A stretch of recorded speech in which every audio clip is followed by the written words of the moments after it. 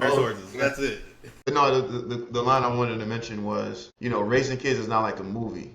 You can't watch it back, right? We can't watch it over again. So it's just a one-time shot. And so I always feel sometimes, I don't know if it's obliged, pressured, whatever it is. It's like I want to try to maximize every opportunity we have together with like teaching things that I feel like I can share, right? I'm not a NASA astronaut, so Yeah. I'm not going to be able to, teach you how to maneuver in space. Like I can't teach you that, but I'm gonna try to teach you everything that I know, and I'm also willing to say I don't know that. Let me go figure that out, and I'm gonna help you.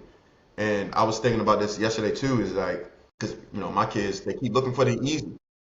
You can't get to the easy without getting through the hard, bro. Right. It does not exist. Hard work is ubiquitous. It's the same everywhere.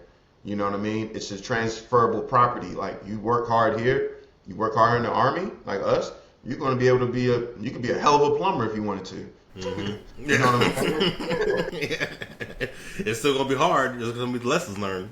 Exactly. But now you make that hard work easy work. That hard work, got to get through the hard work to make the easy work. You can't, it doesn't go the other way around. It don't go easy work then hard work. You can't do that. You got to get the hard work to make the easy work. So, yeah, no matter how successful, I think you're exactly right. No matter how successful you are, you still want them to have that little grind and not just easy street. Because I think Elena thinks money grows on trees around here. Daddy got this, Daddy got that, Daddy got this. I mean, once they're a kid, but we also gotta teach them like, hey, you gotta work for this. You know what I mean? Like I deployed, I played football. I had a rucksack on my back.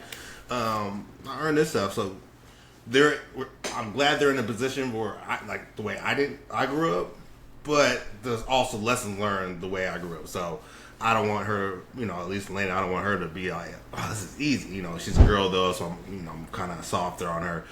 But I also want to be like, hey, you gotta, work for this. That's why I have her in gymnastics. I have her in swim, if anything. The reason I swim is because that swim class at West Point was no joke. not at all. Yeah, and it's funny because we listen to TD Jakes a lot. Remember he said that he's like some of the stuff you're going through ain't even about you. It's cool. Who's coming after you?